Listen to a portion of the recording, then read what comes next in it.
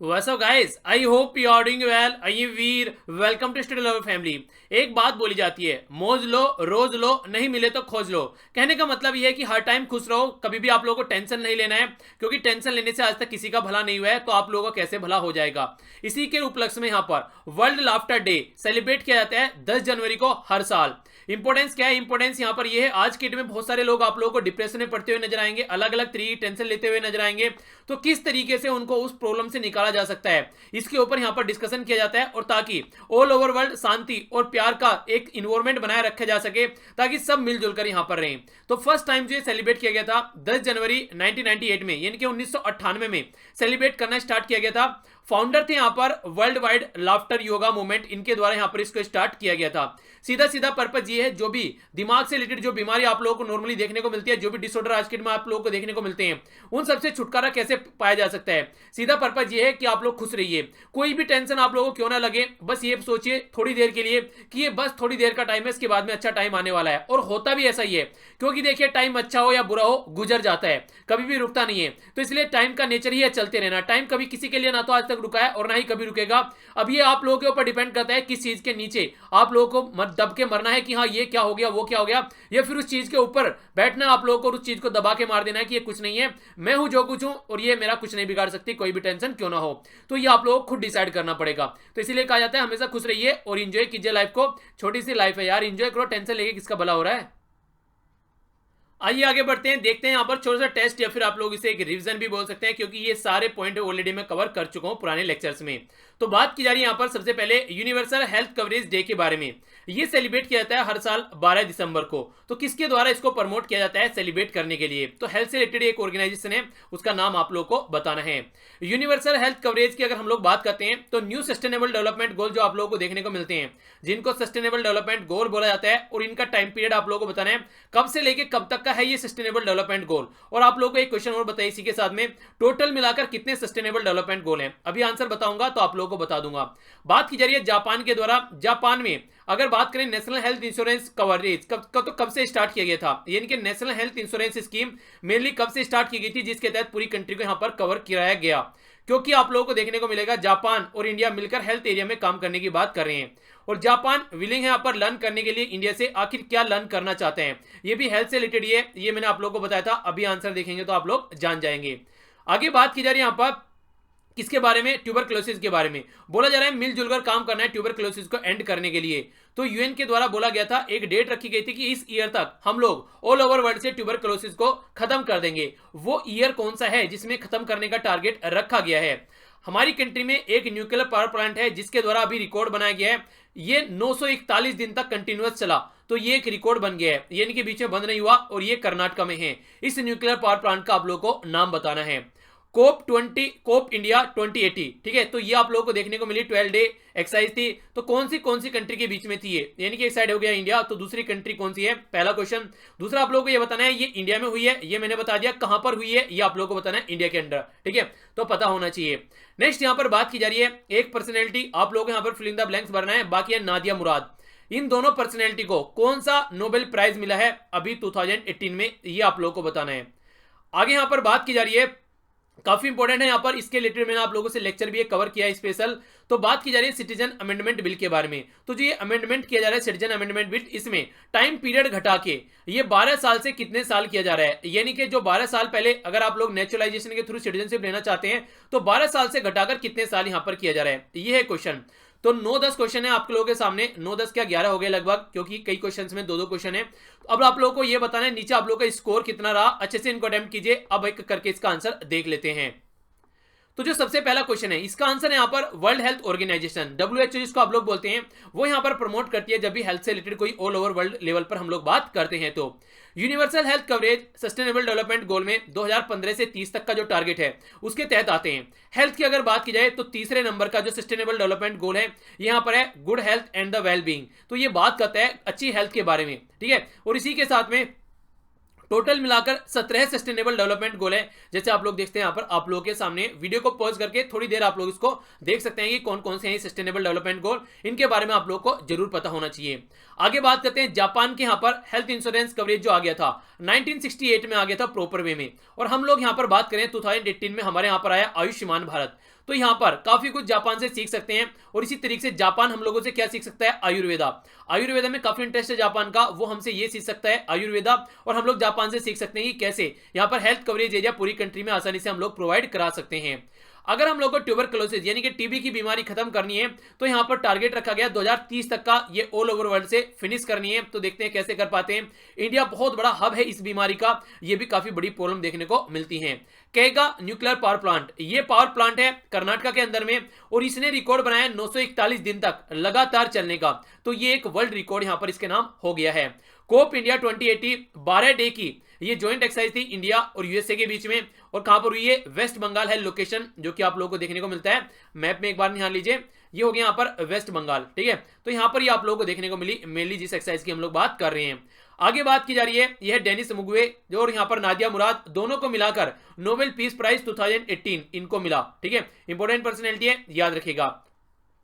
Citizen amendment bill के तहत जब नेचुरलाइजेशन की बात करते हैं तो नॉर्मल प्रोसीजर से अगर आप लोग चलेंगे तो 12 साल लग जाते हैं, पर लेकिन इसको घटा के 7 साल कर दिया गया अफगानिस्तान, बांग्लादेश और पाकिस्तान के लिए। अगर वहां से कोई माइनॉरिटी कम्युनिटी का कोई सिटीजन हमारी कंट्री में एंट्री करता है तो, और उसको इलीगल इमिग्रेंट भी नहीं माना जाएगा। ये भी बात यहाँ पर इस बिल के तहत अमेंडमेंट करने की बात की गई है। तो ये तमाम जो चीजें हैं आप लोग याद रखिएगा। डायरेक्ट आप लोगों से क्वेश्चन इस तरीके पूछ ले जाते हैं, या फिर किसी न किसी क्वेश्चन में आप लोगों को स्टेटमेंट के तौर पर मिल जाएगा, तो आप लोग क्वेश्चन हेल्प करने में काफी मदद ये करेंगे। ओके, आगे बढ़ते हैं। आइए बढ़ते हैं अपने अगले सेक्शन की ओर। यह है इंपॉर्टेंट शॉर्ट न्यूज, यानी कि छोटी छोटी मगर मोटी बातें। डायरेक्ट क्वेश्चन आप लोगों को एग्जाम में देखने को मिलते हैं। पहली जो न्यूज निकल कर आ रही है, ये निकल कर आ रही है हमारी इकोनॉमी के बारे में। तो बात की जा रही है जिस तरीके से आप लोग देखते हैं लास्ट ईयर, अब इकोनॉमी की बात करते हैं तो वो 6.7 ये यहां पर इतना परसेंट हमारा जीडीपी देखने को मिला। अब 18 की बात करते हैं तो यहां पर देखने को मिला 7.2%। अब आने वाले टाइम में ये यहां पर जो पूरा एस्टिमेशन दिया गया है, ये दिया गया है यहां पर सीएसओ के द्वारा, ठीक है। तो आने वाले टाइम में ये देखा जाएगा कि हमारी जीडीपी ग्रोथ कितनी रहने वाली है। यानी कि अभी जो एस्टिमेट यहां पर लगाया जा रहा है ये 18-19 का लगाया गया, क्योंकि ईयर अभी कंप्लीट हुआ है, बहुत सारा डेटा आना बाकी है। तो ये माना जा रहा है कि लगभग इतना यहां पर रहने वाला है। अगर बात करें यहां पर सीओसीओ के बारे में, डायरेक्ट क्वेश्चन इससे पूछे गए हैं कई बार। ये एक सेंट्रल स्टैटिस्टिक्स ऑफिस है, यानी कि डेटा कलेक्ट करता है। ये ministry of statistics and programme implementation के अंडर में ही आता है। तो काफी इंपॉर्टेंट डेटा आप लोगों को देखने को मिलता है। इसका हेडक्वार्टर आप लोगों को न्यू दिल्ली में नजर आएगा। तो पेरेंट ऑर्गेनाइजेशन मैंने आप लोगों को बताई थी, ministry of statistics and programme implementation. Responsible minister कौन है, मिनिस्टर आप लोगों को पता है, जाकर चेक करिएगा, मिनिस्टर भी आप लोगों को पता होना चाहिए। आगे बात करते हैं, और ये बात की जा रही है यहाँ पर एयरपोर्ट अथॉरिटी ऑफ इंडिया के बारे में। एयरपोर्ट अथॉरिटी ऑफ इंडिया ने यहाँ पर जो सिंगल यूज प्लास्टिक होती है उसको 129 जो एयरफोर्स जो हमारी कंट्री में जो एयरपोर्ट है वहां पर इनको यूज करने से मना कर दिया गया है। यानी कि बैन करने की बात की जा रही है प्लास्टिक को, ताकि प्लास्टिक वगैरह जो है वहां पर अवेलेबल न हो और एक इन्वायरमेंट फ्रेंडली यहाँ पर एयरपोर्ट को हम लोग बना सकें। तो एयरपोर्ट अथॉरिटी ऑफ इंडिया के बारे में अगर आप लोगों को जानने को मिले तो सबसे पहले इंपॉर्टेंट क्वेश्चन ये बनता है कौन सी मिनिस्ट्री के अंडर में आती है। तो मिनिस्ट्री ऑफ सिविल एविएशन। तो मिनिस्ट्री ऑफ सिविल एविएशन के अंडर में आती है, जो कि जो भी एयरपोर्ट वगैरह है उनको मैनेज करने का काम करती है। गठन किया गया था इसको 1995 में, यानी कि 1995 में इसका गठन किया गया था। और हेडक्वार्टर नॉर्मल सी बात है आप लोगों को न्यू दिल्ली में देखने को मिलेगा। ओके, अगर चेयरमैन की किसकी बात की जाए तो चलिए ये क्वेश्चन आप लोग बताइए, ठीक है। ये आप लोगों के लिए क्वेश्चन हो गया, इसको जाकर थोड़ा सर्च कीजिएगा और एक दो चीजें और भी इसके बारे में एक्स्ट्रा आप लोग जान सकते हैं। हल्का सा टाइम इसको दीजिएगा तो पता चलेगा आप लोग, कल फिर इसका आंसर बता देंगे। बात की जा रही है, ये आप लोगों से डायरेक्ट क्वेश्चन पूछा जा सकता है, #5 मिनट और। तो ये यहां पर किसके लिए यहां पर लगाया गया है। नॉर्मली आप लोगों ने देखा होगा जब बचपन में खेलने जाते थे तो बच्चे बोलते थे कि अगर उनको बोला जाए कि बस बहुत हो गया अब रहने दो, तो बोलते थे मम्मी 5 मिनट और, पापा 5 मिनट और। तो ये आप लोगों को नॉर्मली देखने को मिलता था।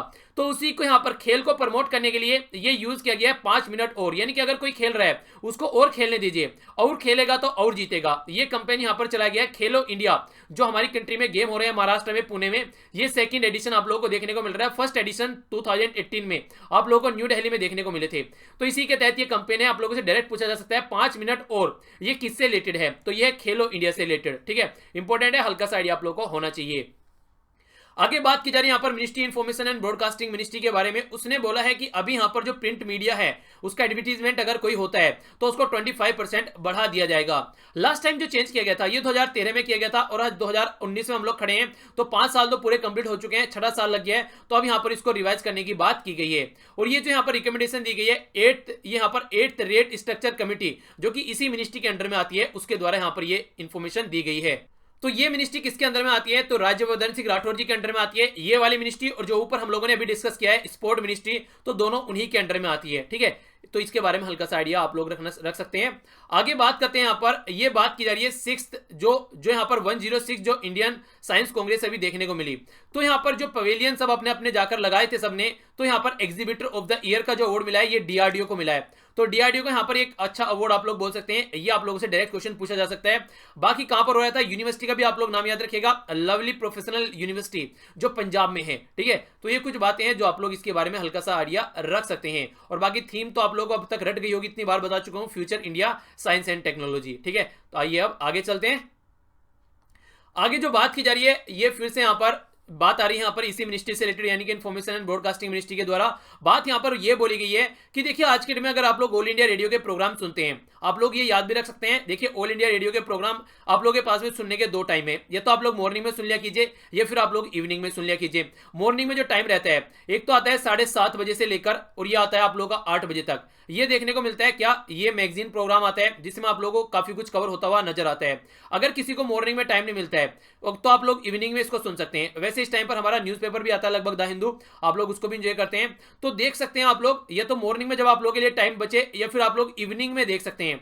इवनिंग में 9:45 से स्टार्ट होता है यहाँ पर ये, और ये 9 तक आता है हिंदी में। फिर 9:15 से ये आप लोगों को देखने को मिलता है, ये 9 से 9:15 तक इंग्लिश में, और फिर 9:15 से और ये आता है 9:30 तक, ये न्यूज एनालिसिस स्पॉटलाइट प्रोग्राम आता है। ये शाम वाला जो स्लॉट है यहाँ पर, ये आप लोग जरूर फॉलो कीजिए, खासकर जो स्पॉटलाइट प्रोग्राम आता है, बहुत शानदार प्रोग्राम होता है, ऑल इंडिया रेडियो पर आप लोगों को मिल जाएगा, इसको आप लोग जरूर देखिएगा, ठीक है। तो इसके बारे में आप लोगों को इन्फॉर्मेशन होनी चाहिए। तो अभी न्यूज क्या है, न्यूज ये है जो ऑल इंडिया रेडियो की न्यूज आती है उसको प्राइवेट जो एफएम चैनल है वो भी ब्रॉडकास्ट कर सकते हैं, पर लेकिन कंडीशन ये बिना कोई चेंज किए हुए वो इसको ब्रॉडकास्ट कर सकते हैं, यानी कि चेंज नहीं करेंगे, ऐसा का ऐसा चाहे तो उसको ब्रॉडकास्ट कर सकते हैं। तो ये यहाँ पर न्यूज शेयरिंग का फंडा स्टार्ट किया गया है ताकि और सटीक और अच्छी इंफॉर्मेशन जनता तक पहुंचाई जा सके, और फेक न्यूज वगैरह जो सोसाइटी में रहती है उसको कम किया जा सके। तो ये एक अच्छा स्टेप आप लोग बोल सकते हैं इंफॉर्मेशन एंड ब्रॉडकास्टिंग मिनिस्ट्री के द्वारा। ओके, आगे चलते हैं। आगे यहां पर बात की जा रही है काफी इंपॉर्टेंट है कनेक्टिविटी की। तो उत्तर प्रदेश में यहां पर ये है क्या, प्रयागराज, जो कि जहां पर देखने को मिल रहा है आप लोगों को ये कुंभ का मेला, इसको कटरा, यानी कि जहां पर आप लोगों को वैष्णो देवी देखने को मिलती है जम्मू एंड कश्मीर में, उन दोनों को डायरेक्ट बस सर्विस से कनेक्ट करने की बात अभी की गई है।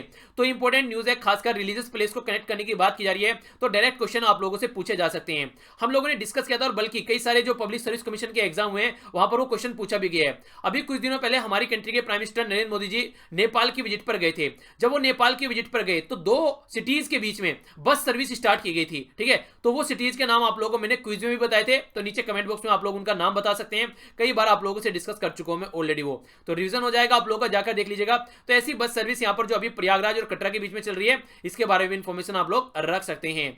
नेक्स्ट इंफॉर्मेशन है यहाँ पर, ये इंटरेस्टिंग है कौन है यहाँ पर, ये है किम जोंग उन। तो ये जा रहे हैं चाइना की विजिट पर पहुंच गए हैं, तो 4 दिन तक वहां पर जाकर ये मतलब इंजॉयमेंट करेंगे, और उसके बाद में ये इनको सिखाएंगे सब कुछ कि कैसे कैसे इनको डोनाल्ड ट्रंप के साथ में जाकर बात करनी है।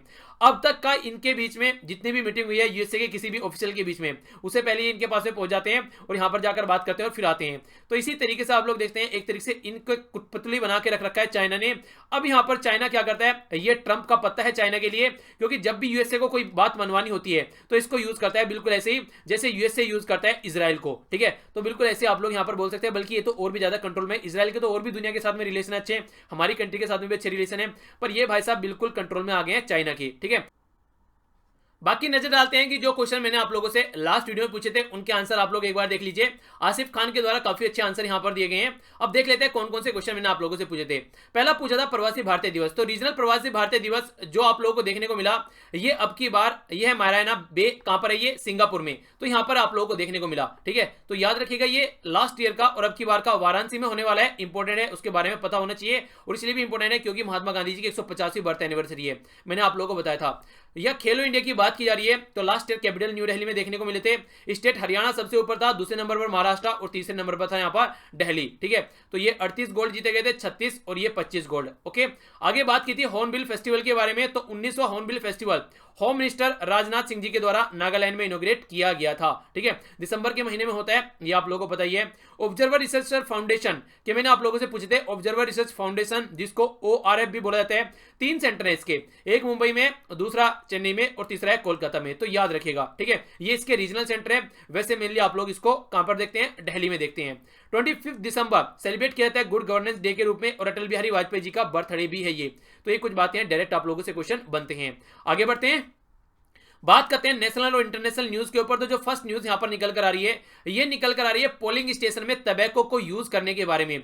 जनरल इलेक्शन, जो सेंट्रल इलेक्शन आप लोग जिनको बोलते हैं, तो ये अभी लोकसभा के इलेक्शन या फिर आप लोग बोलिए 2019 के, उनके लिए यहां पर गाइडलाइन तैयार की गई हमारी कंट्री के इलेक्शन कमीशन ऑफ इंडिया के द्वारा। कौन है आज के डेट में इलेक्शन कमीशन ऑफ इंडिया, नीचे कमेंट बॉक्स में बताइए। तो इलेक्शन कमीशन ऑफ इंडिया के द्वारा यहां पर यह बोला गया कि जो पोलिंग एरिया है, पोलिंग एरिया में टबैको का यूज नहीं करने दिया जाएगा। यानी कि ये नहीं है कि जस्ट स्मोक फ्री बनाना है, स्मोक फ्री के साथ साथ में हम लोग को ये टबैको फ्री भी बनाना है। यानी कि टबैको फ्री और स्मोक फ्री को दोनों यहां पर होने चाहिए, कोई भी आप लोगों वहां पर टबैको वगैरह यूज करता हुआ नहीं मिलेगा।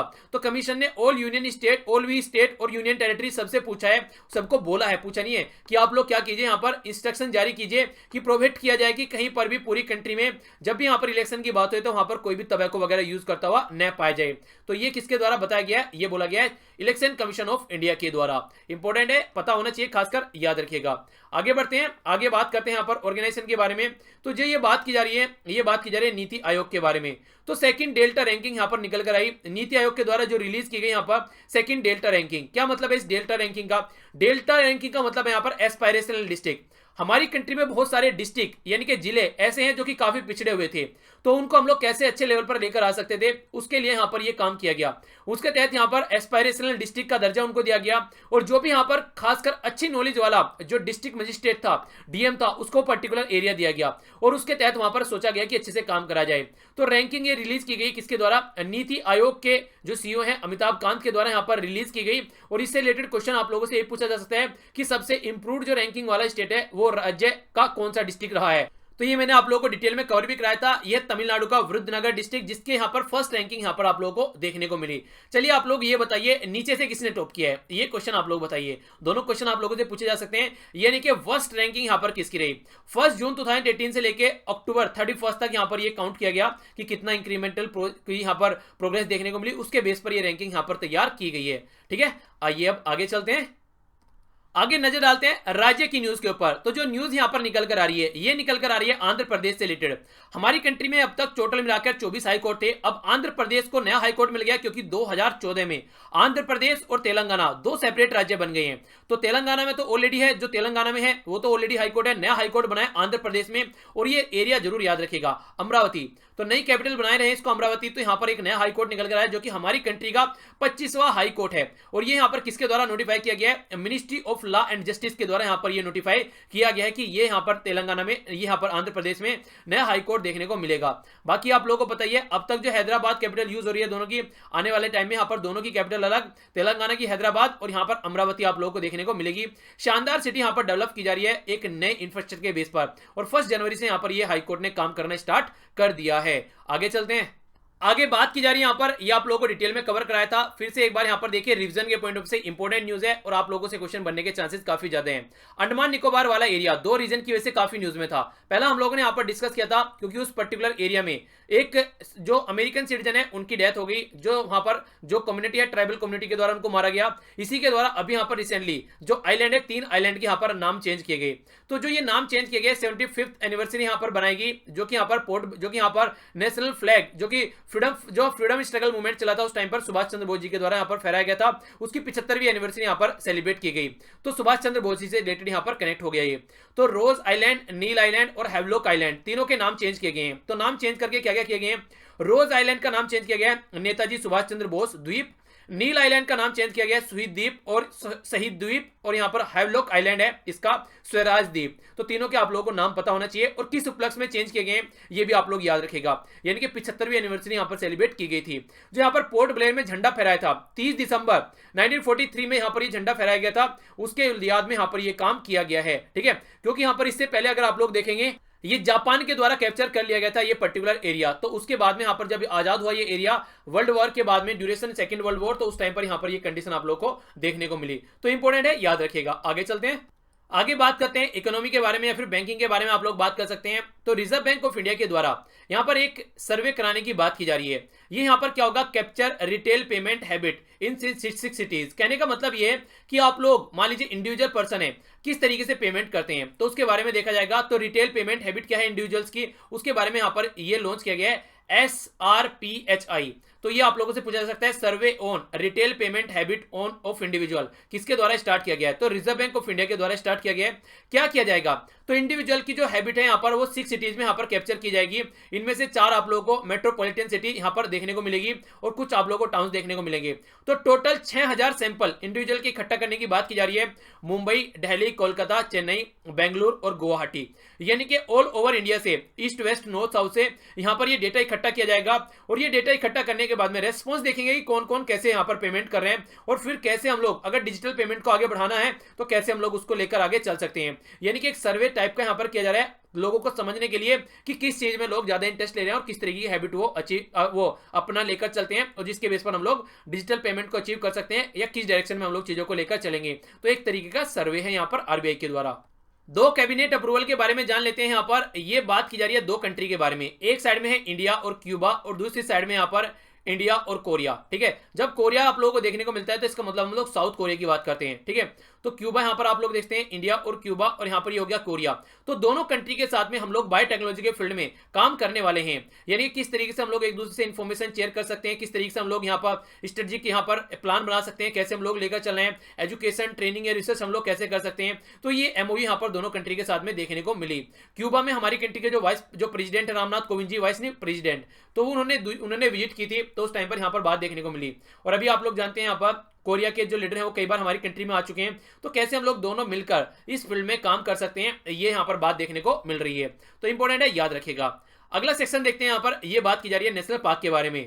तो ये है यहाँ पर गुरुमारा नेशनल पार्क। लोकेशन कहां पर है गुरुमारा नेशनल पार्क की, तो ये वेस्ट बंगाल में आप लोगों को देखने को मिलता है। वेस्ट बंगाल में भी यहाँ पर ये पर्टिकुलर एरिया आप लोग देखते हैं, नॉर्थ वेस्ट बंगाल आप लोग इसको बोल सकते हैं। तो जो राइनोज होते हैं, राइनोसोरस, जो 1 सींग का गैंडा जिसको आप लोग बोलते हैं, ये यहाँ पर काफी अच्छी पॉपुलेशन पाई जाती है। तो इसके बारे में आप लोग याद रखिएगा। Best among the protected area normally माना जाता है ministry of environment and forest के अंदर में। तो 2009 में यहाँ पर इसको नोटिफाई किया गया था। तो ये कुछ बातें हैं, लोकेशन आप लोगों के सामने यहाँ पर। इसके अलावा यहाँ पर ग्रेट 1 हॉर्न राइनोसोरस या राइनो जिसको आप लोग बोलते हैं, ये यहाँ पर काफी संख्या में पाया जाता है। तो लोकेशन आप लोगों से मैच करने के लिए कई बार आ जाती है।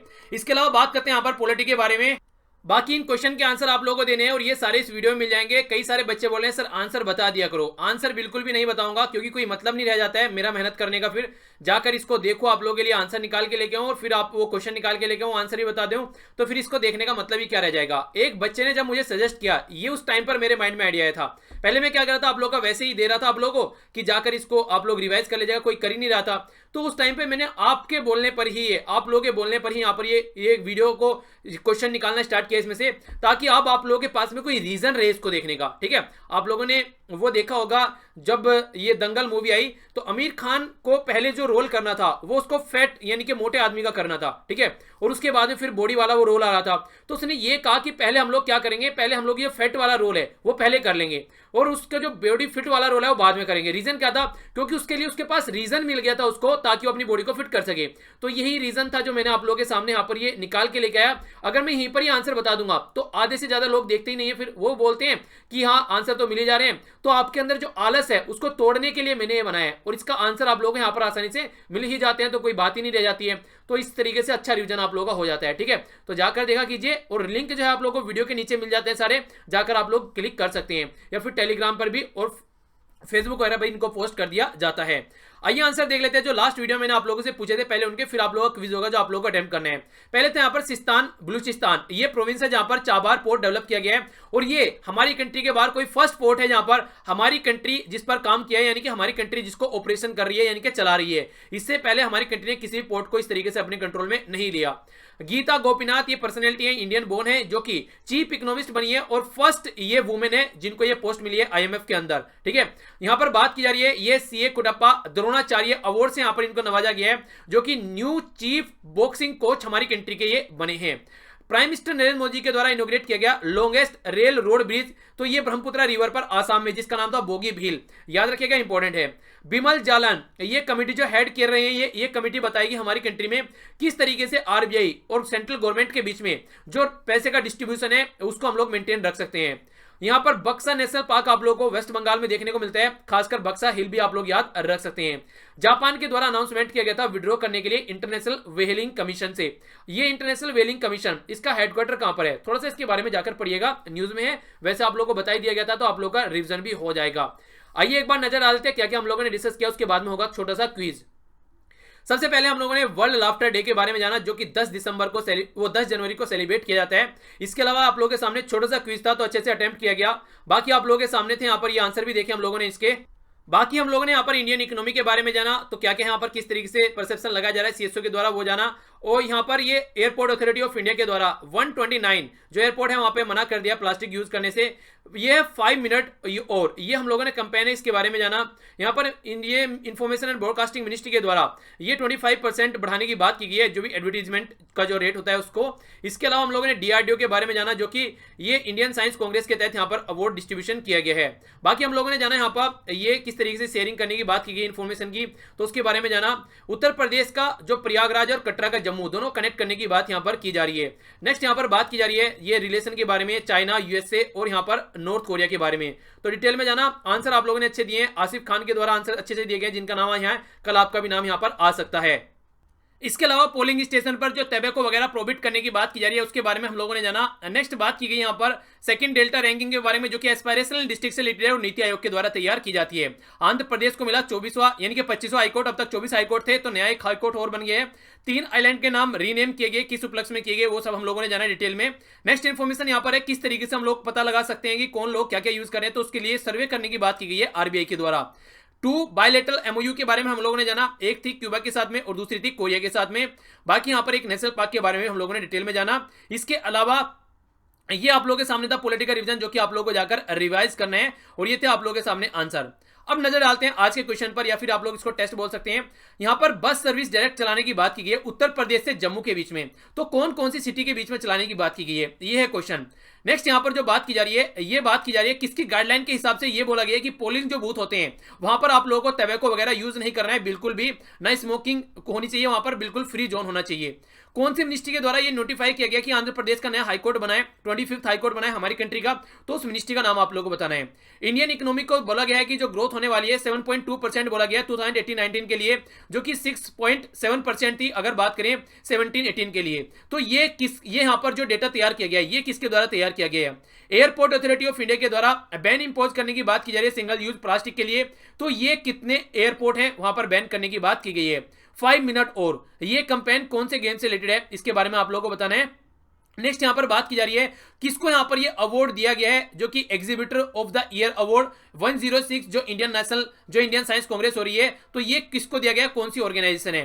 नेक्स्ट यहां पर बात की जा रही है जो अभी हम लोगों ने नेशनल पार्क डिस्कस किया है, ये कहां पर पड़ता है, ठीक है, तो यहां पर इसके बारे में आप लोगों को बताना है। यानी कि ये क्वेश्चन है आप लोगों का टोटल, जो कि आप लोगों से यहां पर हम लोगों ने अभी डिस्कस किए हैं। तो ये था टोटल आज का डिस्कशन। आई होप कि आप लोगों को लेक्चर पसंद आएगा। अगर लेक्चर पसंद आता तो लाइक जरूर किया कीजिए, अगर पसंद नहीं आता तो डिसलाइक करने का भी पूरा हक है। इसके अलावा आसपास सफाई रखिए, पानी और पेड़ पौधों को सेव कीजिए, पॉलिथीन और प्लास्टिक वगैरह बिल्कुल यूज नहीं करना है, और जब भी टाइम मिले किसी को पढ़ा दीजिए। तो बड़ों को नमस्ते, छोटों को प्यार, छोटी सी लाइफ है, एंजॉय करो यार। और इसी के साथ में मिलता हूं नेक्स्ट लेक्चर में, तब तक के लिए जय हिंद।